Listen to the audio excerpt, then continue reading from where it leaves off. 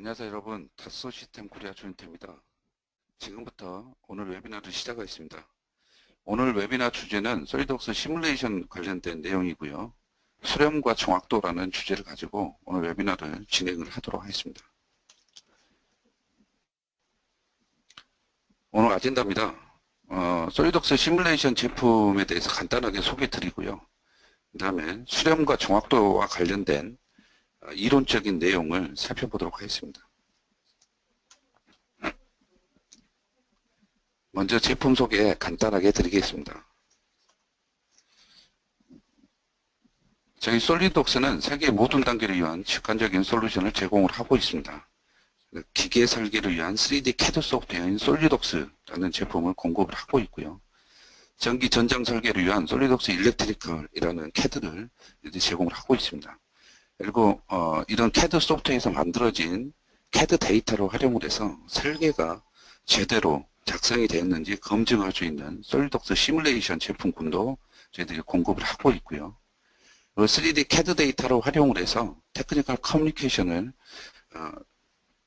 효율적으로 수행할 수 있도록 도와주는 솔루션들도 제공을 하고 있습니다.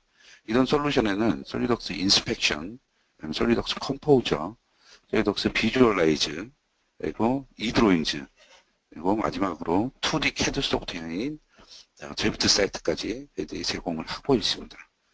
이렇게 여러 가지 다양한 솔루션에서 작성이 된 제품 개발과 관련된 데이터들을 효과적이고 효율적으로 관리하고 제어할 수 있도록 도와주는 PDM 제품도 저희들이 공급을 하고 있습니다. 오늘 살펴볼 시뮬레이션 제품은 이쪽 시뮬레이션 관련된 영역에 포함이 되어 있는데요. 이 제품에는 크게 4가지로 구분을 해서 말씀을 드릴 수 있겠습니다.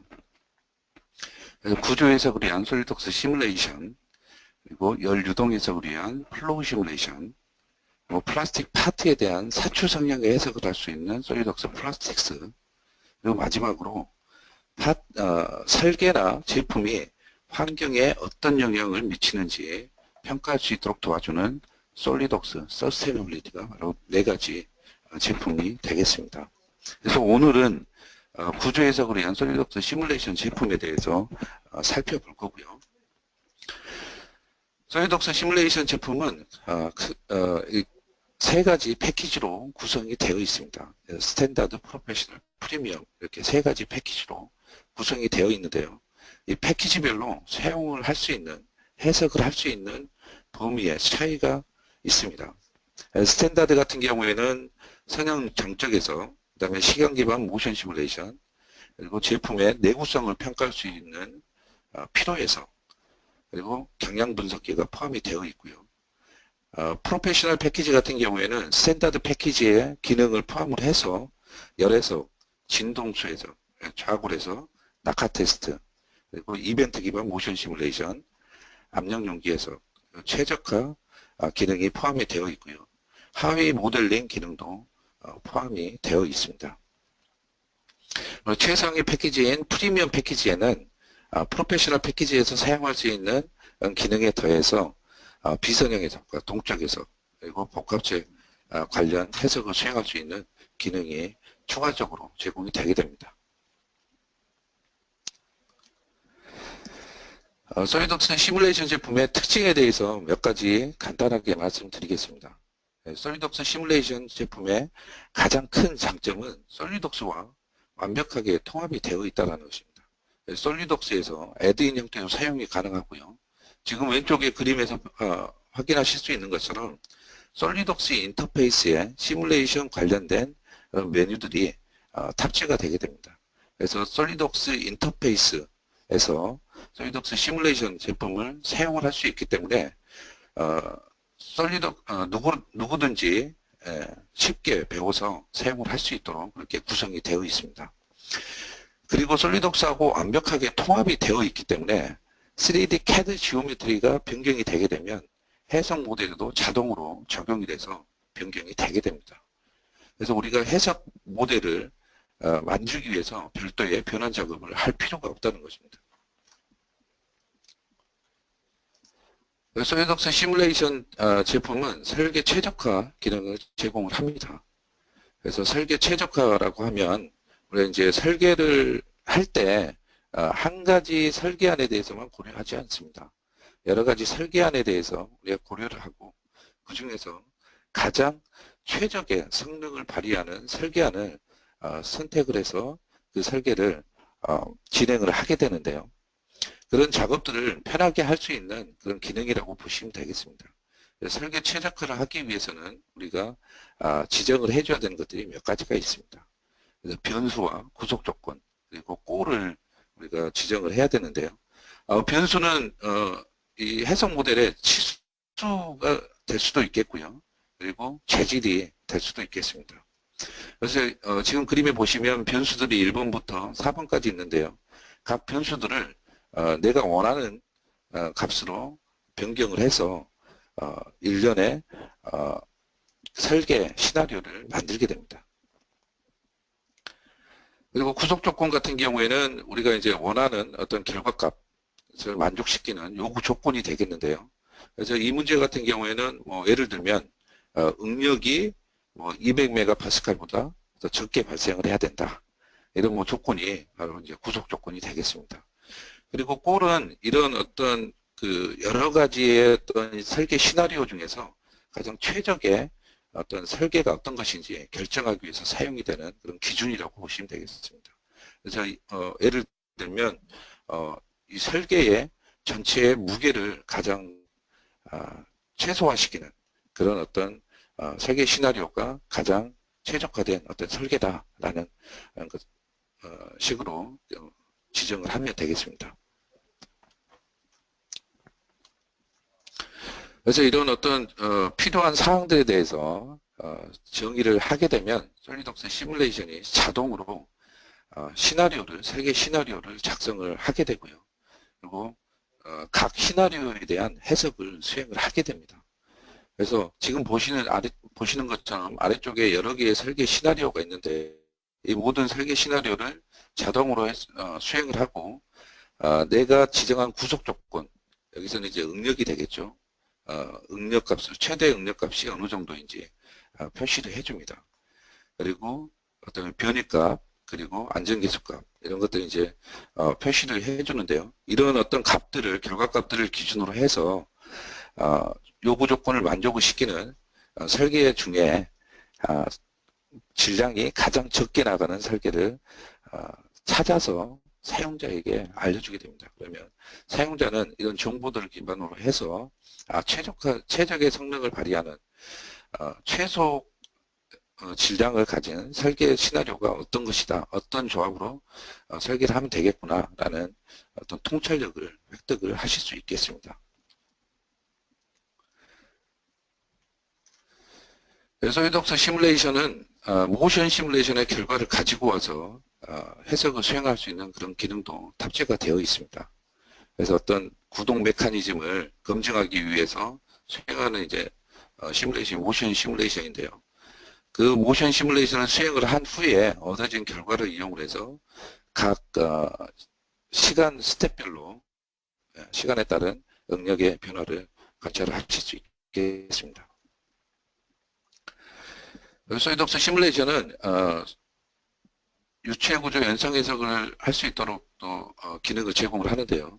솔리덕스 플로우 시뮬레이션에서 계산된 유동 해석 결과를 가지고 와서 하중 조건으로 입력을 받아서 구조 해석을 수행을 하게 됩니다. 그렇게 되면 유체력에 의해서 발생하는 구조물의 응력 분포나 변이를 이제 파악을 할 수 있겠습니다.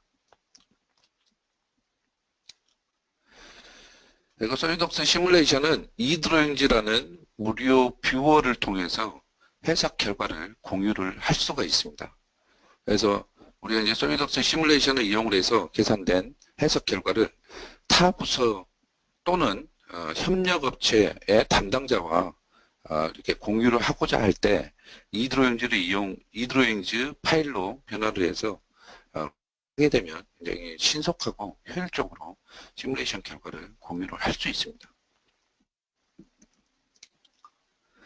그래서 솔리덕스 시뮬레이션은 앞에 보셨던 것처럼 3D CAD와 유한요소의 해석을 위한 통합 환경을 제공을 하는데요. 설계와 설계 검증을 동시에 진행을 할 수 있도록 이렇게 구성이 되어 있습니다. 그래서 설계가 완료될 때까지 우리가 기다렸다가 설계 검증, 해석을 수행을 하는 것이 아니라 설계가 진행이 되는 동안에도 3D CAD 데이터를 이용을 해서 설계 검증을 수행을 할 수 있다는 그런 장점이 있고요. 그리고 솔리드웍스 인터페이스 내에서 모든 명령을 우리가 이제 모든 메뉴와 명령을 사용을 할 수 있기 때문에 쉽게 배우고 쉽게 도입을 해서 사용을 해보실 수 있겠습니다. 그리고 솔리드웍스하고 완벽하게 통합이 되어 있기 때문에 설계가 변경이 되면 해석 모델에도 바로 반영이 돼서 업데이트가 되기 때문에 파일 변환 문제를 해결을 할 수 있겠습니다. 설계 변수를 이용을 해서 설계 최적화를 수행을 할 수 있고요. 모션 시뮬레이션이나 플로우 시뮬레이션의 해석 결과를 불러와서 구조 해석을 수행을 할 수 있도록 그렇게 기능이 제공이 되고 있습니다.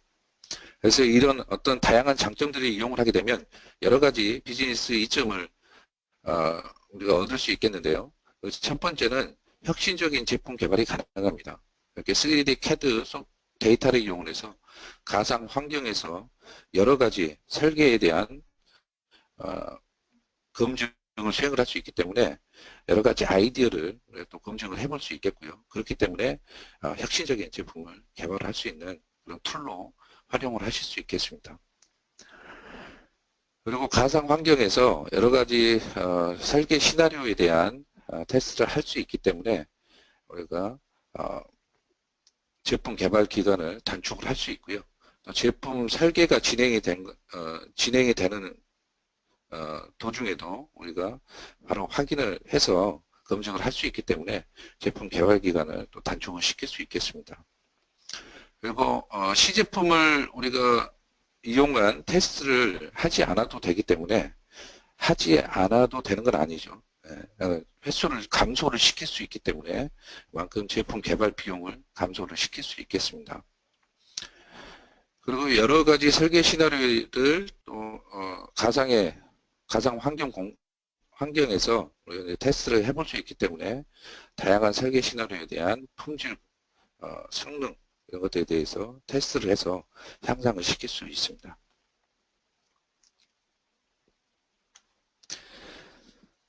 제품 소개를 간단하게 드렸고요. 지금부터는 솔리드웍스 시뮬레이션의 수렴과 정확도에 관련 내용을 한번 살펴보도록 하겠습니다.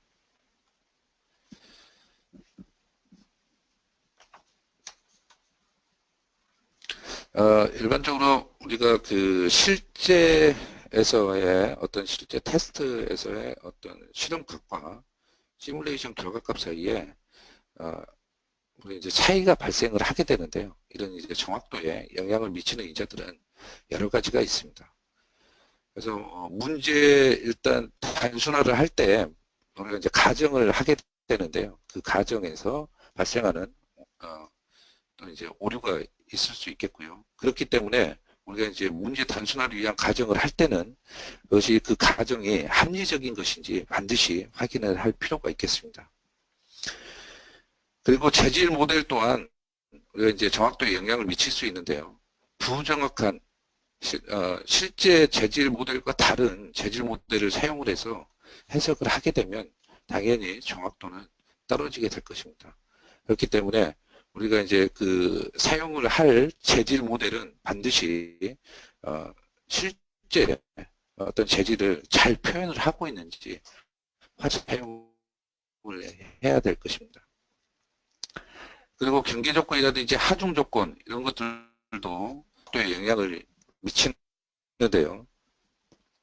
그렇기 때문에 우리가 이제 이런 것들이 현상을 정확하게 표현을 하는지 실제 현상을 적절하게 대체를 하는지 확인을 한 후에 우리가 하중 조건이나 경계 조건을 적용을 해야 될 것입니다. 우리가 이제 메쉬를 이용을 해서 이산화할 때 또 이산화에 의한 오류가 발생을 하게 됩니다. 예를 들면 실제 지오메트리는 원형인데 우리가 이제 메쉬를 일반 그 선으로 된 그 삼각형 모양으로 표현을 한다 그러면 거기에서 이 원이 정확하게 정말로 완벽한 원으로 묘사를 할 수가 없습니다. 그렇기 때문에 거기에서 어떤 이산화에 의한 오류가 발생을 하는 부분이 있고요. 그래서 여기에 말씀드렸던 것처럼 다양한 인자들이 정확도에 영향을 미치게 되는데요. 그런 것들을 우리가 감소시키기 위해서는 어떤 것들을 어떻게 고려를 해야 되는지 한번 살펴보도록 하겠습니다. 우리가 이제 이런 어떤 그 정확도를 향상시키기 위해서 사용하는 방법이 여러 가지가 있는데요. 소리독스 시뮬레이션에서는 H 어댑티브, P 어댑티브 방식을 사용을 하게 됩니다. 그래서 H 어댑티브 방식과 P 어댑티브 방식에 대해서 방식 같은 경우에는 우리가 요소수를 증가를 시켜서 정확도를 향상시키는 그런 방식이 되겠습니다. 그래서 이게 오른쪽에 그림을 보시면 까만색 곡선으로 표시를 한 부분이 실제 거동이 되겠고요. 그래서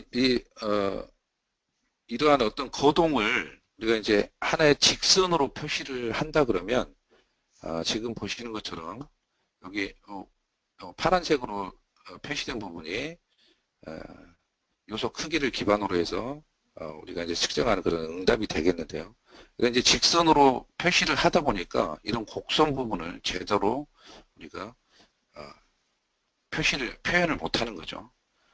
그래서 이런 어떤 문제를 이제 해소하기 위해서 요소수를 증가를 시킵니다. 그러면 이제 요소수를 증가를 시킨다는 얘기는 이렇게 어떤 이 간격이 넓은 것이 아니라 간격이 이제 좁아지는 거죠. 그래서 이제 좁아지게 되면 우리가 이제 직선으로 이런 곡선을 곡선에 가까운 그런 직선으로 표시를 할 수 있을 것입니다. 그런 식으로 해서 이제 정확히 바로 이제 H 어댑티브 방식이 되겠고요. 여기에서 이제 이런 어떤 요소 공식에서 이 다항식의 차수는 동일합니다. 그에 반해서 이제 P 어댑티브 방식 같은 경우에는 요소수는 동일하게 유지를 시키고 다항식의 차수를 증가시키는 방식이 되겠습니다. 다항식의 차수를 증가를 시킨다는 얘기는 직선이 아니라 곡선으로 우리가 이제 표현을 할 수 있다는 거죠. 그래서 다항식의 차수를 2차, 내지는 3차, 4차, 5차로 증가를 시켜가면서 이제 그 정확도를 향상시키는 그런 방식이 되겠습니다. 그래서 H 어댑티브 방식은 요소수를 증가를 시켜서, 그리고 P 어댑티브 방식은 다항식의 차수를 증가시켜서 정확도를 향상시키는 방식이다. 이렇게 기억을 하시면 되겠습니다. 그리고 P 어댑티브 방식 같은 경우에는 이제 그 솔리독스 시뮬레이션이 알아서 어떤 그 그래픽적으로 표시를 해주는 것이 아니라 백그라운드에서 실행을 하고요. H 어댑티브 방식 같은 경우에는 이제 메쉬를 수정을 하는 부분이기 때문에 메쉬를 확인을 하면 바로 이제 눈으로 직접 확인을 하실 수 있겠습니다. 자, 그러면 요소 크기의 효과에 대해서 일단 한번 또 설명을 좀 드려보고 싶은데요. 우리가 이제 이상적으로 보면 모델이 있는데요. 이제 이 세 개의 모델에서 보시면 메쉬의 크기가 이렇게 서로 다릅니다. 그래서 이 메쉬의 크기가 이제 달라진다는 의미는 이제 여러 가지 의미가 있을 수 있겠는데요. 이상적으로는 메쉬 의존을 하지 않는 해가 있을 것 같지만 실제로는 이렇게 메쉬의 크기에 따라서 해가 정확해지기도 하고 정확하지 않기도 합니다. 그래서 이제 왜 그런지를 살펴보면 우리가 이제 계산을 할 때 이제 계산을 하는 위치인 절점들이 많아지면 아무래도 이제 우리가 해를 구하는 지점이 많아지는 거죠. 그래서 그 여러 개의 절점을 이용을 해서 계산을 할 수 있기 때문에 해가 정확해지는 거고요. 그리고 이 보다 많은 메쉬를 요소를 만든다라는 의미는 결국은 작은 요소를 만들어야 된다는 거기 때문에 그 작은 것 요소가 작아지면 우리가 지오메트리를 훨씬 더 정확하게 우리가 묘사를 할 수 있죠. 그렇기 때문에 이산화의 오류가 최소화가 됩니다. 이런 이유에 의해서 요소 수가 많아지면 해가 정확하게 조금 더 많아지면 많아질수록 정확해지는 거죠. 그래서 이런 어떤 해를 정확한 해를 찾기 위해서 우리가 이제 여러 번의 어떤 시행착오를 거쳐서 가장 적절한 크기의 메쉬는 요소의 크기를 결정을 해야 되는데요. 이런 것들은 이제 조금 전에 말씀드린 것처럼 시행착오를 거쳐서 발견을 해야 됩니다. 그래서 이제 어떤 메쉬의 크기의 적절한 메쉬의 크기는 문제마다 다 다릅니다. 똑같은 문제의 경우에도 어떤 경기 조건을 또 어떻게 주느냐, 또 하중 조건을 또 어떻게 주느냐에 따라서 달라지기 때문에 그런 경우들은 어떤 시행착오를 거쳐서 가장 적절한 메쉬 크기를 결정을 해야 합니다.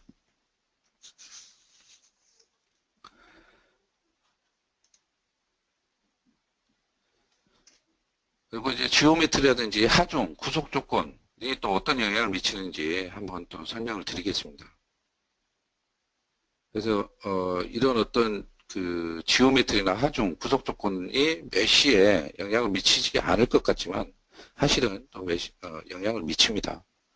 그래서 지오메트리는 메쉬를 이용을 해서 우리가 이제 이산화하기 때문에 메쉬가 가장 중요할 것 같지만 사실은 또 여기 문제에 적용이 되어 있는 어떤 하중이라든지 구속 조건 또한 중요하게 또 작용을 합니다. 그래서 여기 그림에 보시면 이게 지금 동일한 모델인데 지오메트리는 동일한데 구속 조건도 동일하죠. 근데 여기 이제 빨간색으로 표시된 하중 조건이 약간 다릅니다. 그래서 하중의 이제 방향이 좀 다르고 위치가 좀 다른데요. 이렇게 되면 우리가 이제 응력이 집중이 되는 영역이 달라지거든요. 그래서 지금 메쉬도 지금 이제 세분화가 된 영역을 살펴보게 되면 다른 위치에 메쉬가 세분화가 되게 됩니다. 그래서 우리가 세분화를 해야 되는 부분은 이제 응력이 집중이 되는 부분에 우리가 이제 세분화를 일반적으로 하거든요.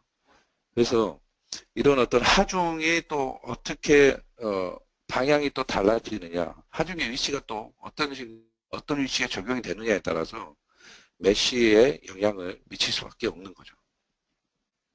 구속 조건도 마찬가지가 되겠습니다. 그래서 구속 조건은 어떤 식으로 적용하느냐에 따라서 이 구조물의 이 파트의 응력 분포가 달라지기 때문에 그 응력 분포가 달라지는 것에 따라서 우리가 메쉬를 세분화하는 영역이 달라지기 때문에 굉장히 중요한 역할을 한다고 보시면 되겠습니다. 때문에 우리가 이제 어떤 지오메트리뿐만 아니라 하중 조건 그리고 이제 구속 조건 이런 것들을 전체적으로 평가를 해서 메쉬 세분화를 해야 될 겁니다. 이제 요소 종횡비라고 해서 어스펙트 레이쇼라고도 이제 얘기를 하는데요. 이 부분도 이제 굉장히 중요합니다. 그래서 요소 형상이 요소 공식이라든지 그다음에 응력에 이제 영향을 미치는데요. 그래서 여기 오른쪽에 보시는 것처럼 이제 노란색 삼각형이 있는데요. 이게 이제 가장 이상적인 메쉬의 형상이 되겠습니다. 이제 우리가 삼각형 메쉬를 사용을 할 때, 이제 또 삼연체 메쉬를 사용을 한다 그러면 이렇게 이제 삼각형 형상으로 둘러싸인 이제 삼연체로 하는 게 가장 이제 이상적인 그런 형상이 되겠는데요. 이런 어떤 이상적인 형상과 이제 많이 달라지면 달라질수록 잠재적인 이제 오차가 발생을 하게 됩니다. 그래서 이제 그런 오차들을 이제 감소를 시켜야 우리가 이제 보다 더 이제 정확한 그런 이제 결과를 얻을 수 있을 것 같은데요. 우리가 이제 이런 것들을 평가를 하기 위해서 이제 그 자코비안 검사를 하는데요. 우리가 이제 이 자코비안 검사를 하는 이유는 이제 요소가 얼마만큼 이제 뒤틀렸느냐 이런 것들 이제 판단을 하기 위해서 그 자코비안 검사를 수행을 합니다. 그래서 이제 솔리덕스 시뮬레이션에서도 이런 이제 자코비안 값을 표시를 해주는데요. 이 요소 뒤틀림의 원인을 살펴보게 되면 일반적으로 이제 그 요소가 너무 크거나 종횡비가 너무 크거나 또 이제 굉장히 이제 곡률이 급격하게 변하는 그런 위치에 요소가 이제 배치가 되는 경우에 요소 뒤틀림이 발생을 하게 되고요. 그 다음에 어떤 이제 바로 인접해 있는 두 개의 요소가 갑작스럽게 이제 크기가 변하는 경우, 그런 경우에 요소 뒤틀림이 발생을 하게 됩니다. 그래서 자코비안 검사를 통해서 우리가 이제 이런 값들을 확인을 하고 이 자코비안 값이 큰 경우에는 그 부분에 우리 메쉬 세분화를 해서 이런 자코비안 값을 감소시켜 줄 필요가 있겠습니다. 오른쪽에 이 그림에 보시면 이 요소 종횡비는 크면 클수록 안 좋거든요. 이제 이건 이제 요소 종횡비, 이 정삼각형 요소 종횡비를 굉장히 이제 안정적인 그런 이제 종횡비를 갖는데 이런 이제 굉장히 뾰족한 이런 형상 같은 경우에는 요소의 어떤 종횡비가 굉장히 크겠죠. 그래서 이제 A분의 B분의 A니까 B 값이 작아지면 작아질수록 요소 종횡비는 커지겠죠. 그래서 요소 종횡비는 작으면 작을수록 좋다.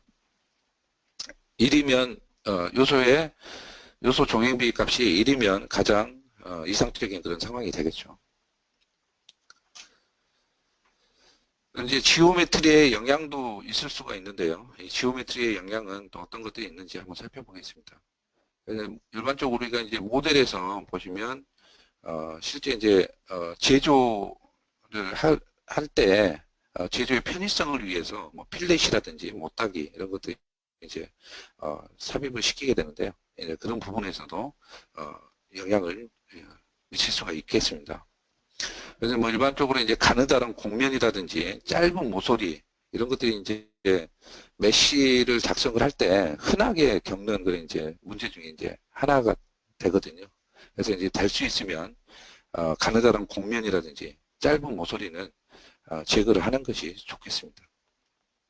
이런 이제 가느다란 곡면이라든지 짧은 모서리가 있으면 앞에서 말씀드렸던 메쉬를 생성시킬 때 어스펙트 레이쇼 또 이제 굉장히 값이 커지겠죠. 그리고 이제 어셈블리에서 파트들의 어떤 상대적인 위치도 영향을 미칩니다. 그래서 이제 어떤 식으로 연결이 되어 있느냐, 파트하고 파트가 또 어떤 식으로 연결이 되어 있고 어떤 식으로 상호작용을 하느냐에 따라서 또 이제 문제가 메쉬에서 문제가 발생을 하기도 하고 그렇지 않기도 하는데요. 이제 이런 경우에 어떤 호환 메쉬를 사용을 할 수가 없다면 이제 비호환 메쉬를 사용을 해서 문제를 해결을 하고 진행을 해야 되겠습니다.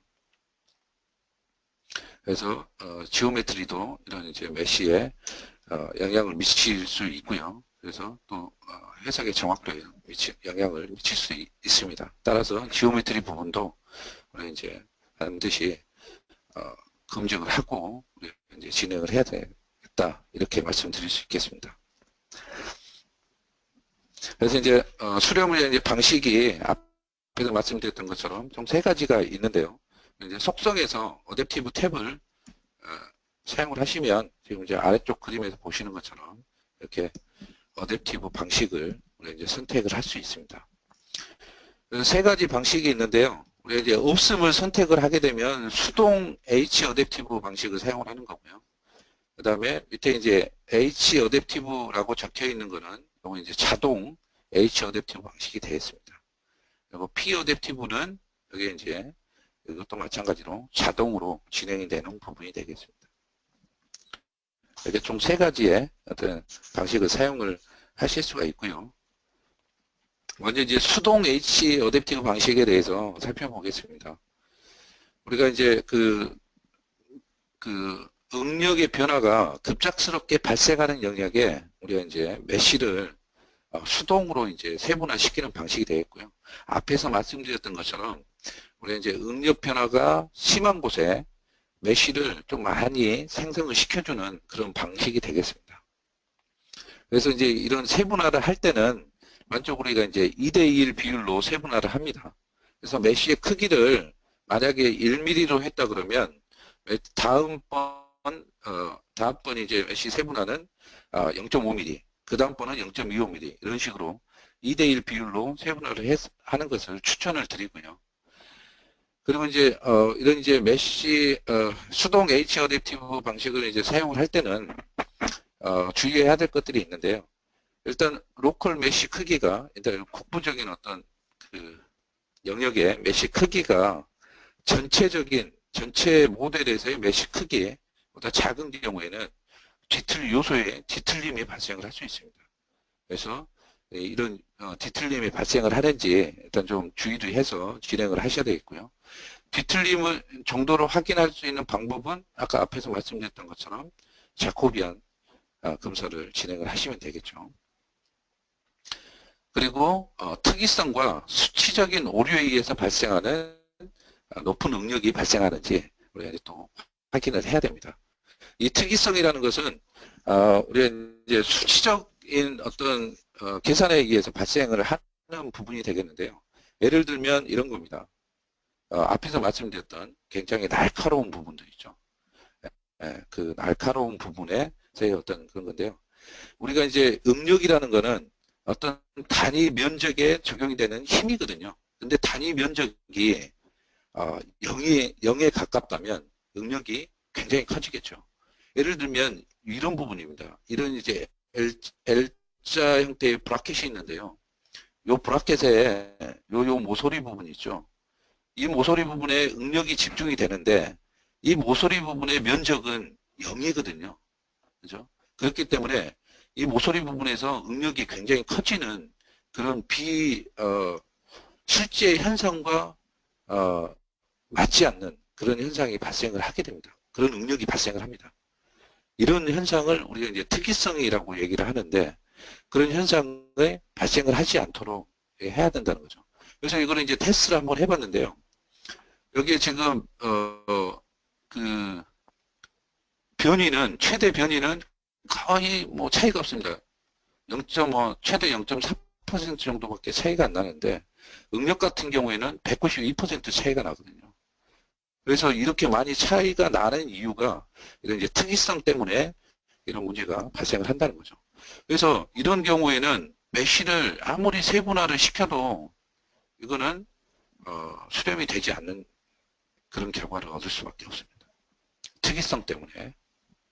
그래서 이제 이런 특이성이 발생하지 않도록 해야 되는데 이제 특이성이 발생하지 않도록 하는 방법은 여기에다가 이제 굉장히 작은 필렛을 넣어주면 이런 특이성 문제를 해소를 할 수가 있겠습니다. 그리고 이하고 이제 유사하게 우리가 이제 점에 적용이 되는 하중이 있을 수 있겠습니다. 앞에서 말씀드렸던 것처럼 응력이라는 부분은 단위 면적당 적용이 되는 힘이거든요. 근데 만약에 하중이 포인트에 적용이 된다면 그 포인트의 면적은 0이겠죠. 근데 그 포인트에 적용이 된다면 마찬가지로 응력이 크게 나올 수밖에 없습니다. 그래서 이제 하중을 입력을 할 때도 굉장히 우리가 주의를 해서 적용을 해야 되겠다는 것을 말씀드리고 싶고요.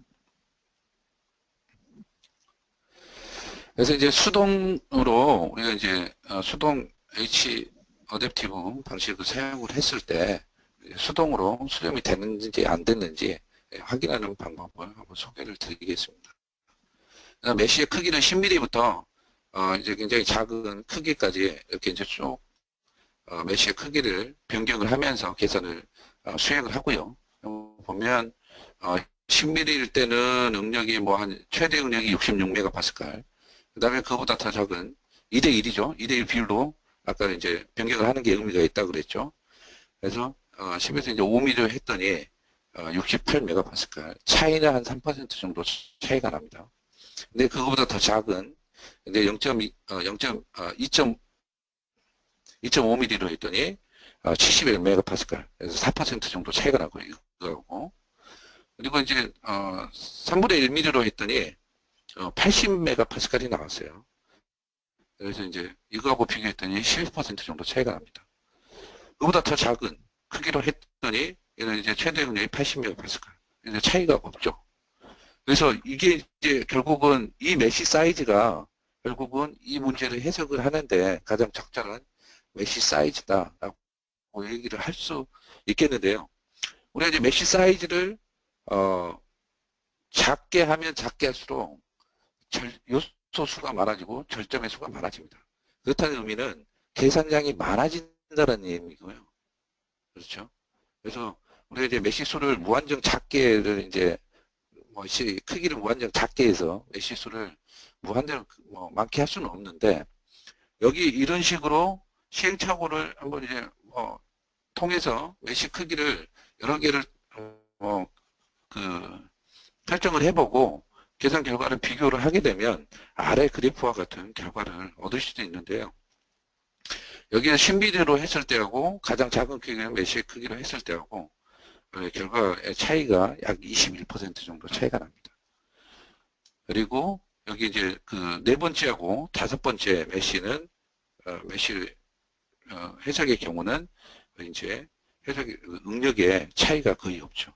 그래서 메쉬의 크기를 작게 하면 작게 할수록 계산 시간은 오래 걸리니까 우리가 이 네 번째하고 다섯 번째에서 메쉬의 크기가 좀 더 큰 네 번째 3분의 1mm로 우리가 메쉬의 크기를 결정을 하면 되겠다라는 거죠. 그러면 해석 시간도 오래 걸리지 않고 실제와 유사한 비슷한 해석 결과를 얻을 수 있겠죠. 자, 이런 식으로 이제 수동 H 어댑티브 메쉬 방식을 이용을 해가지고 우리가 수렴이 됐는지 안 됐는지 확인할 수 있겠습니다. 그 다음에 이제 불연속 등고선 응력 플롯이라는 게 있는데, 우리가 이제 일반적으로 우리가 해석을 하는 그런 이제 파트들, 제품들은 연속체거든요. 그리고 또 이제 모델링을 할 때 이제 연속적인 지오메트리라고 가정을 하는데, 그렇기 때문에 응력도 이렇게 연속적으로 발생이 돼야 됩니다. 응력이 바로 이제 근접한 지점인데 얼마 안 떨어져 있는 그런 지점인데 A라는 지점은 응력이 100메가파스칼이고 바로 그 옆에 있는 B라는 지점은 10메가파스칼이고 이럴 수는 없다는 거죠. 그래서 이제 응력도 마찬가지 이제 연속적으로 이렇게 나타나야 됩니다. 그래서 이제 응력은 계산을 할 때는 우리가 이제 절점 단위로 계산을 하죠. 그래서 그 절점 기준으로 계산을 하기 때문에 어떤 이제 연속적인 값이 사실은 없어요. 그런데 이것들이 이제 가시적으로 좀 우리가 잘 확인을 하기 위해서 연속적으로 표시를 하는 거죠. 그래서 우리가 이제 솔리드웍스 시뮬레이션이 이런 것들 이제 값들이 이제 표시를 할 때 불연속적인 어떤 값을 연속적으로 표시를 해주는 겁니다. 그런데 불연속적인 그런 값을 불연속적으로 이제 확인할 수 있는 방법도 있습니다. 여기서 이제 옵션을 불연속으로 선택을 해주시게 되면 이제 불연속적인 값을 확인을 하실 수가 있고요. 이런 어떤 불연속성을 우리가 이제 불연속성에 관련된 응력을 확인을 함으로써 어떤 이제 잠재적인 어떤 문제를 포함하고 있는 걸 확인을 할 수가 있습니다. 앞에서 말씀드렸던 것처럼 이 절점하고 절점에서 우리가 이제 어떤 값을 구하는 거기 때문에 값 자체에는 불연속적일 수밖에 없습니다. 그런데 그런 어떤 값들이 너무 차이가 많이 나면 안 된다라는 거죠. 그래서 이제 그런 어떤 이 불연속성을 우리가 확인을 해보면 우리가 어떤 문제를 포함하고 있는 영역을 이제 파악을 할 수 있겠습니다. 그런 용도로 이제 불연속 등고선 응력 플롯을 사용을 하시면 되겠고요. 여기에서 이제 어떤 요소 세분화를 하기 위해서 요소의 형상을 확인을 해야 된다 그러면 우리가 이제 경계 표시 옵션을 메시로 설정을 해서 확인을 해 보실 수 있겠습니다. 그 다음에 이제 에너지 놈 오차라는 게 있는데요. 이 에너지 놈 오차 같은 경우에는 주변에 있는 요소 간의 응력 차이를 표시를 해주는 그런 값이 되겠습니다.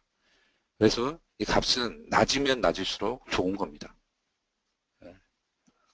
그래서 이제 이런 어떤 에너지 노음 오차를 값을 우리가 이제 확인을 뭐 해보면 좋은데요. 이게 이제 어떤 절대적인 어떤 값은 아니에요. 수렴이 됐다 안 됐다를 판단할 수 있는 그런 절대적인 어떤 값은 아니지만 이런 이제 에너지 노음 오차가 좀 심하게 발생하는 그런 영역에 대해서는 우리가 반드시 검토를 해볼 필요는 있다라고 말씀을 드릴 수 있겠습니다. 그래서 이런 이제 어떤 정확도를 향상시키기 위한 방법 중에 하나로 이제 에너지 노임 오차를 값을 확인을 해서 그 값이 너무 큰 영향이 있다. 그러면 그 부분은 메시 세분화를 해줘야 될 필요가 있다. 이렇게 보시면 되겠습니다. 그다음에 이제 요소 결과 플롯에 대해서 좀 말씀드려야 될 것 같은데요. 우리가 이제 소이덕스 시뮬레이션에서는 그 절점 기준으로 값을 표시를 하는 옵션이 있고요. 그 다음에 요소 기준으로 값을 표시를 하는 그런 옵션이 있습니다. 기본값은 절점 기준으로 결과를 표시를 하는 게 기본값이 되겠습니다. 그래서 여기 이제 요소에서의 어떤 값을 절점 기준으로 우리가 이제 표시를 해주는 거고요. 그죠? 근데 이제 요소 기준으로 우리가 이제 결과값을 표시를 하는 거는 주변에 있는 요소들에 대해서 요소들의 값들을 우리가 평균을 내 가지고 능력을 표시를 하는 그런 방식이 되겠습니다. 이것도 마찬가지로 앞에서 말씀드렸던 것처럼 이런 어떤 결과값들이 점진적으로 굉장히 매끄럽게 표시되는 게 굉장히 좋은 거고요. 그래서 이제 이런 것들이 값들이 매끄럽게 표시가 안 된다 그러면 이제 메시를 좀 더 세분화를 해가지고 매끄럽게 표시가 되도록 이렇게 조정을 해야 되겠습니다. 그 다음에 이제 자동 H 어댑티브 방식이 있는데요. 이거는 이제 자동이기 때문에 우리가 뭔가 이제 자동으로 된다라고 보시면 되겠고요. 메시 세분화가 자동으로 되는 겁니다. 근데 이제 자동으로 이제 되려면 뭔가 이제 기준이 있어야 되거든요. 그래서 이제 그 기준에 대해서 한번 살펴보도록 하겠습니다. 일단 자동 H 어댑팅 메시 같은 경우에는 이제 표준 메시나 고품질 메시 모두 적용을 해서 사용이 가능하고요. 그 다음에 기본적인 어떤 개념은 뭐냐면 앞에서 보셨던 값들이 이제 에너지 놈 값들이 있었는데 어쨌든 이제 그런 이제 변형 에너지 오차가 큰 영역에 메시를 세분화를 해주는 자동으로 세분화를 해주는 그런 개념이 되겠습니다. 그리고 여기에 이제 보시면 대상 정확도라는 게 있는데요. 이 대상 정확도 같은 경우에는 0에서부터 100%까지 있는데 일반적으로 이제 기본값은 98%입니다. 그래서 이제 98% 정도 우리가 이제 일치를 하면 우리 이제 그 세분화를 하지 않고 그다음에 그 이하로 되는 경우에는 이제 세분화를 하는 그런 이제 기준이 되겠습니다. 근데 이제 기본값이 이제 98%를 그냥 사용을 하시면 되겠고요. 일반적으로 이제 그렇게 사용을 하시면 되겠고요.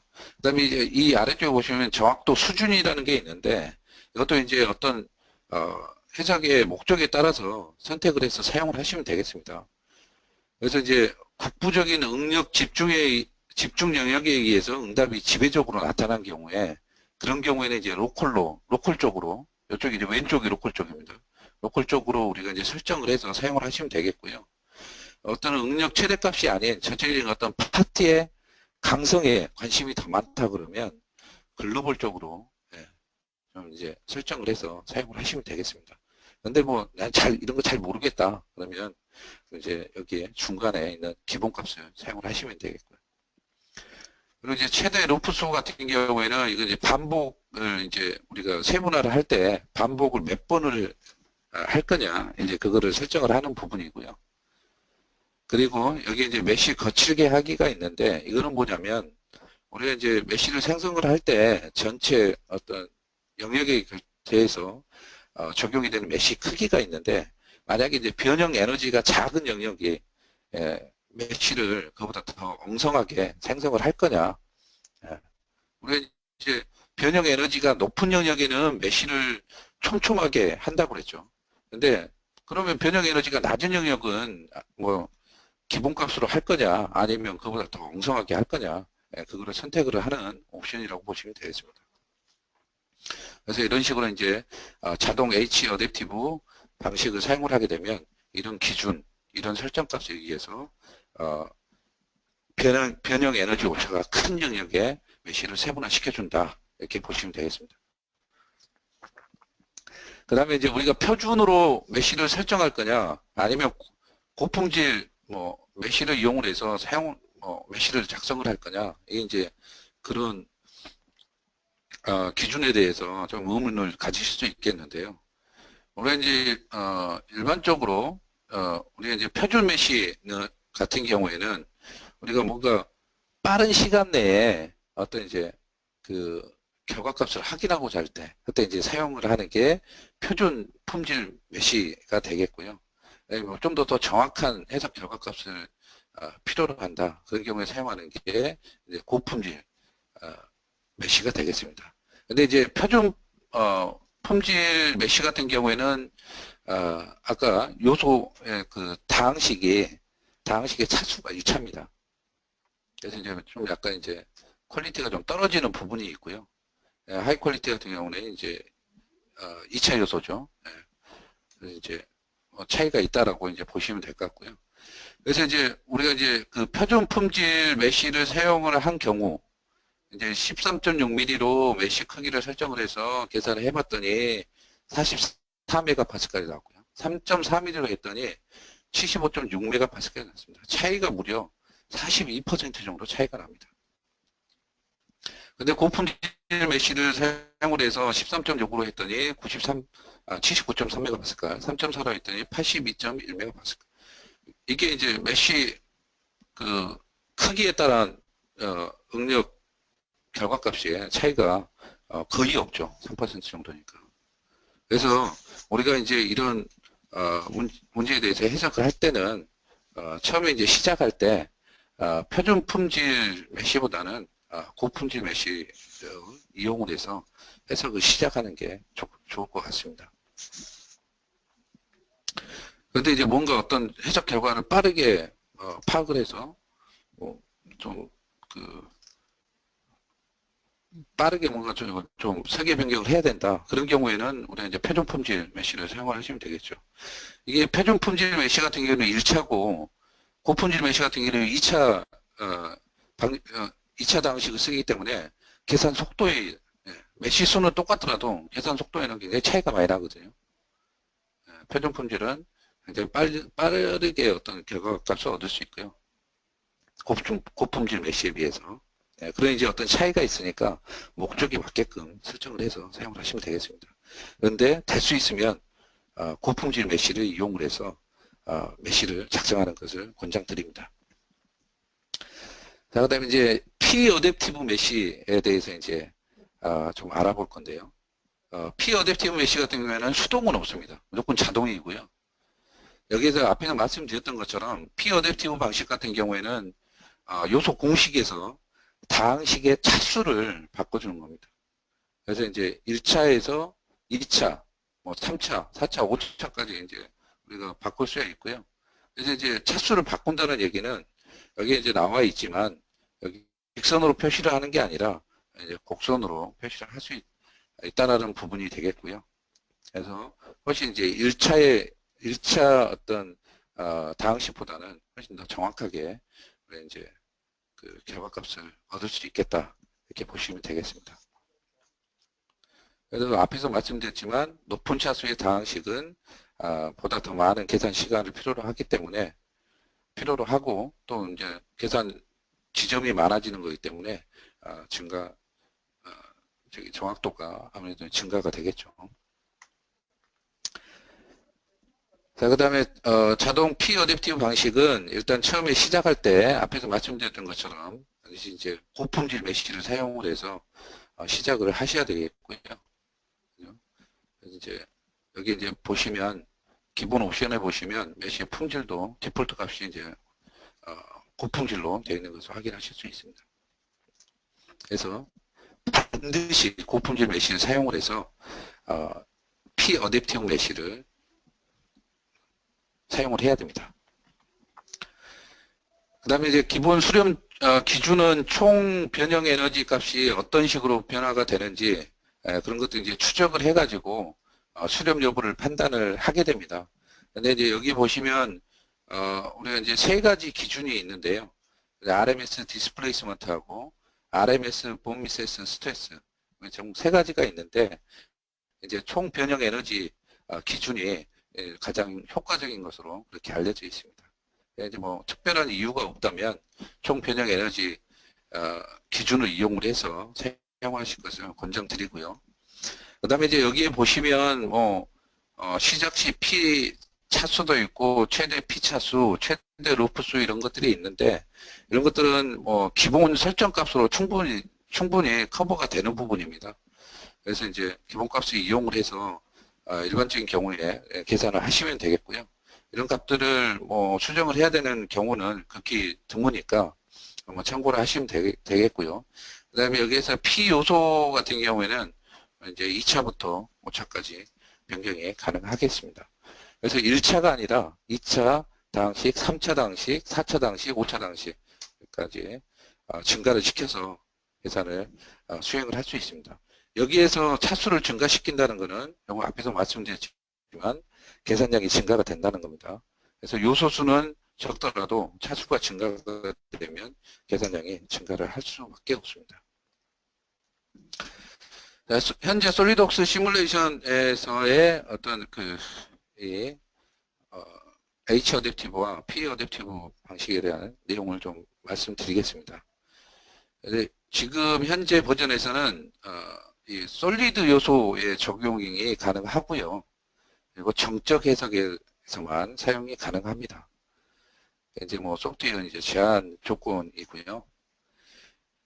그 다음에 이 어댑티브 메쉬를 생성할 때는 표준 메셔, 그 다음에 곡률 기반 메셔를 이용을 해서 이 어댑티브 메쉬를 사용을 하실 수 있고요. 최근에 추가가 된 혼합 곡률 기반 메셔는 사용이 불가능합니다. 그리고 P 어댑티브 옵션 같은 경우에는 관통 없음 접촉 조건이 적용이 되어 있거나 원격 하중 또는 커넥터가 적용이 된 경우에는 사용을 하실 수가 없습니다. 이게 현재 버전에서의 어떤 어댑티브 메쉬의 제한 조건이 되겠고요.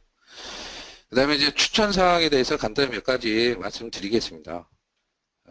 일단은 처음에 시작을 할 때는 이제 기본 메쉬 크기로 고품질 요소를 이용을 해서 메쉬를 작성할 것을 적극 권장드리고요.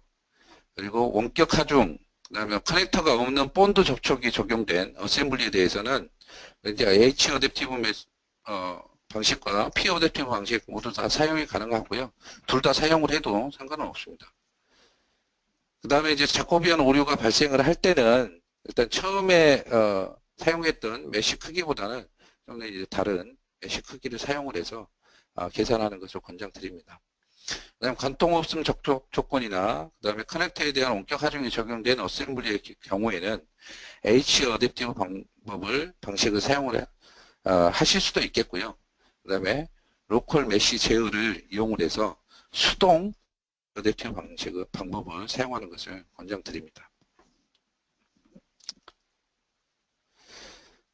그 다음에 솔리드웍스 시뮬레이션의 어떤 해석의 정확도 검증을 위한 우리 검증 문제를 제공을 하고 있는데요. 그거에 대해서 좀 안내를 드리겠습니다. 여기 이제 보시면 굉장히 다양한 해석 유형에 대해서 다양한 문제를 대한 이제 해석 정확도에 대해서 검증을 해서 사용자 여러분들께 제공을 하고 있습니다. 이제 유형별로 저기 이제 정리가 되어 있고요. 이제 이 검증 문제에 대한 모델도 다 이렇게 설치 폴더에 저장이 되어 있습니다. 혹시 관심 있으시면 확인해 보시면 좋을 것 같고요. 여기 문서에 보시면 어떤 재질 모델이 사용이 됐고, 그 다음에 어떤 구속 조건, 어떤 하중 조건이 사용이 됐는지 이것들이 쭉 정리가 되어 있고요. 그 다음에 이론치, 실험치하고 어느 정도의 차이가 나는지 이런 것들에 대해서도 정리가 잘 되어 있습니다.